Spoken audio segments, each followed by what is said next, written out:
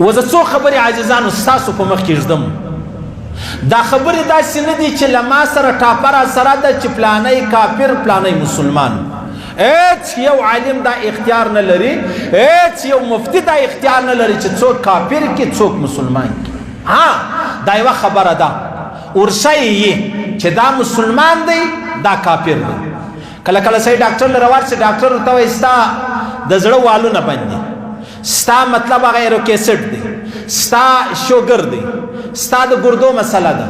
اوس دغه خبرې چې ډاکټر ورته وکړي دا خبرې ډاکټر پکې کښېښولې یا دا خبرې پکې ولې ډاکټر خالي ټاپه ورباندې ولګوه چې ستا دا بیماري ده ستا دا بیماري ده.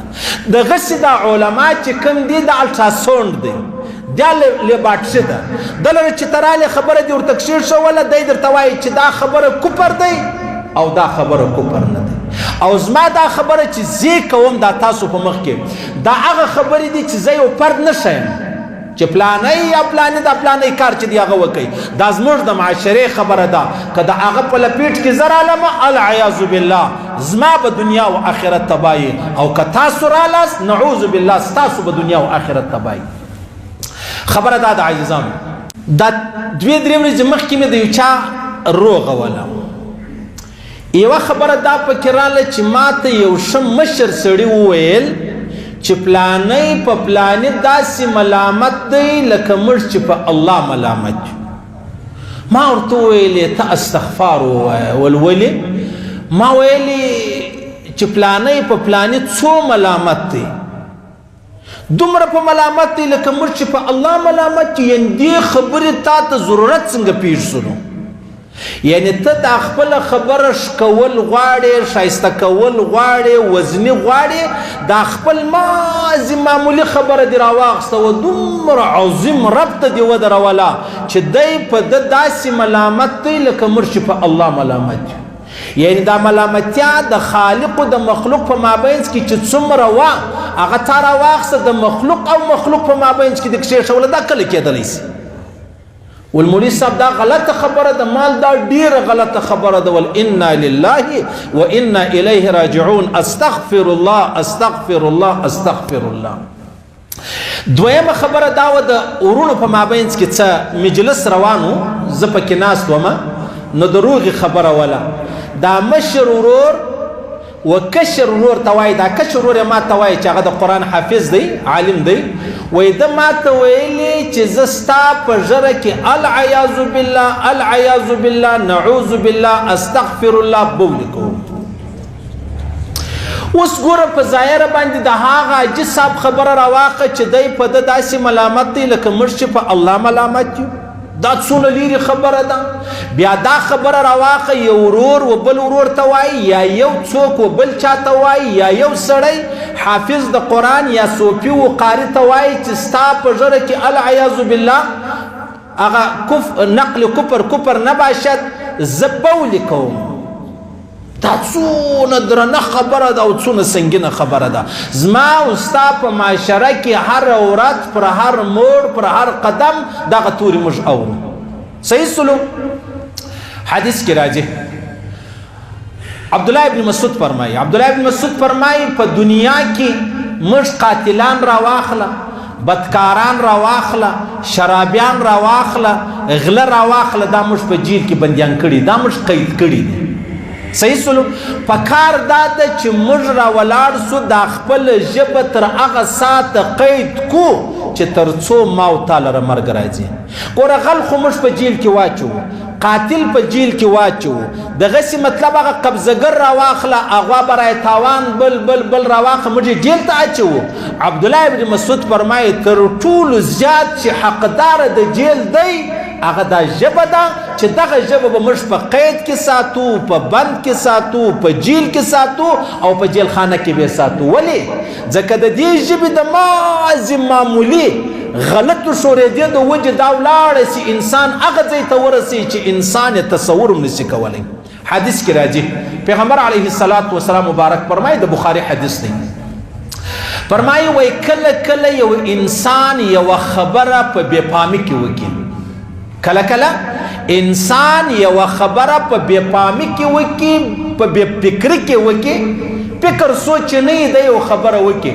د الله رسول فرمایي دا دومره درنه خبره یي چې د دې خبرې د وجې الله رب العزت دی و جهنم ته دومره لاندې ورواچوي لکه له مشرقه ونسې تر مغربه څو لاره ده.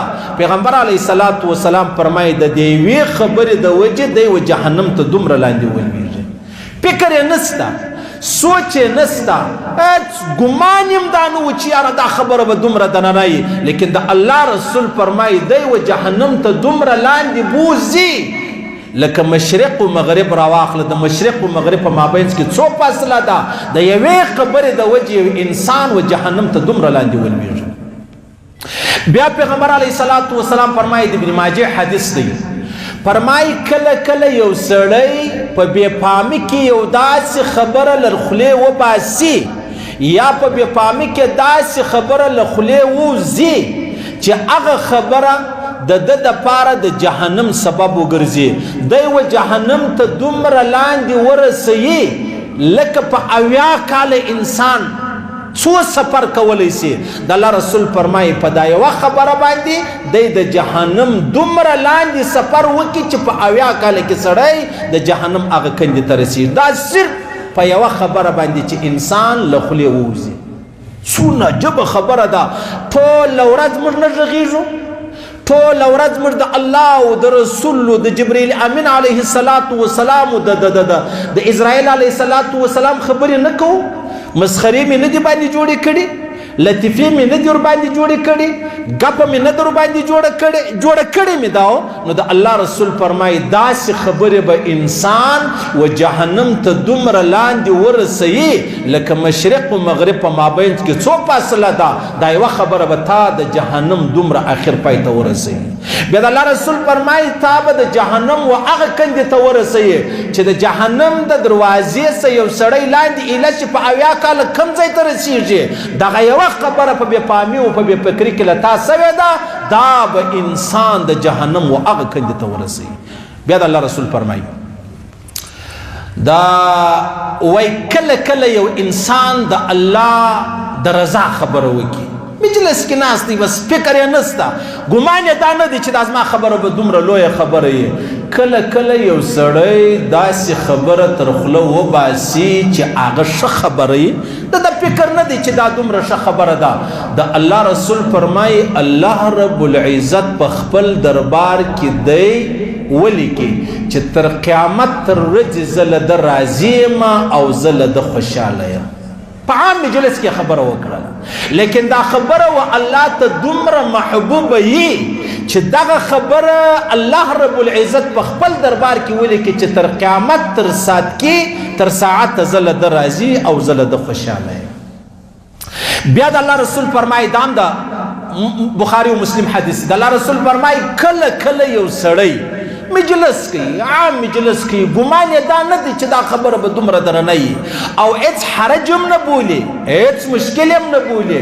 د ده د خولې څه داسې خبره ووځي چې په هغه خبره الله دومره ناراضه سي په خپل دربار کې الله ولیکي چې د قیامت تر سهار تر ساعت تر ساعته زه له ده ناراضه او خفه یم. عام مجلس دی ګمان نه کوي چې دا د دومره درنه خبره وي. عام مجلس دی ګمان نه کوي چې الله رب العزت په دومره ناراضه کیږي، لیکن د الله رسول فرمایي الله له خپله ځانه سره ولیکي چې له دې سړي څخه تر قیامت پورې زه ناراضه او خفه یم.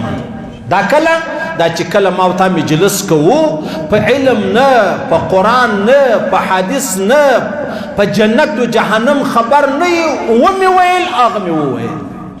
دا څومره لوی درنې خبرې دي. بیا حدیث کې راځي پیغمبر علیه الصلاة والسلام فرمایي دوه یاران، یو یار چې دی د مسلم شریف حدیث دی، یو یار عابد و بزرگ، یو ګناهګار و په بني اسرائیلو کې. دغه عابد به راولاړ سو، دا بزرگ به راولاړ سو، دا خپل یار ته به ویلې چې هغه ګناهګار ولې یاره د الله څخه وبېرېږه، د جهنم وبېرېږه، ته داسې مه کوه، دا الله ناراضه کېږي، په دې انسان جهنم ته رسېږي. دغه ګناهګار ورته وایي ما پر خپل حال پرېږده یاره، ما و کار سره پرېږده. خیر دعوت ښه خبره ده، دعوت چا ورکولی سي چې به دې الله ناراضه کیږي د انسان جهنم ته رسیږي. لیکن یو ورځ دغه دعوت والا را ولاړ سلو دا بزرگ د الله رسول فرمایي و دې ګناهګار ته ویلې ول په خدای دې مې قسم که الله رب العزت تا وبخشي. دا یو دویمه دا ورته ویلې په خدای دې مې قسم که الله تا جنت لره بوزي. الله رب العزت په دې خبره دومره ناراض سو چې بیا دا کم بزرګو و هغه ته ویل تا ته دا اختیار چا درکړی دی چې زما د ذات قسمونه و خلکو ته اخلم. تا ته دا اختیار چا درکړی دی؟ د الله رسول فرمایي وای دغه سړي ته الله و فرمایلی دا کم چې بزرګو ول ستا مې ټولې نیکۍ چې دي هغه در ضایع کړلې و دې ګناهګاره ته ویلې ول ستا مې ټولې ګناوې په خپل فضل باندې در وبخښلې. بل حدیث کی راځي پیغمبر علیه الصلاۃ والسلام فرمایي الله و فرشتي ته و فرمایي وای دا ګناهګار زما په فضل سره جنت لره بوزي او دا کم چې عابد و بزرګو دا جهنم لره بوزي چې دومره لویه درنه او وزني خبره وکړله. حضرت ابو هريره سره روایت دی حضرت ابو هريره فرمایي په خدای دې مې قسم د یوې خبرې د دې بزرګ د دې عابد دنیا او آخرت چې دی هغه ورته پاک یوې خبرې دا خبره چې والله که الله تا جنت لره بوزي والله که الله رب العزت تا وبخشي قسمون یې ورکړو. حالانکه الله خو ډېر غفور رحیم ذات دی. دلته الله په دې خبره ناراضه سلو چې ته خلک له ما لرې کوې که رانږدې کوې د لرې کېدو کوشش یې کوې نو لهذا الله فرمایي ته زما د خوا خلاص یې ستا مې ټولې نیکۍ در ختمې کې ته به جهنم لره ځې و هغه بل ته ویلې ول زما په فضل زه تا بخښم فرشتو ته ول دا جنت لره بوځه.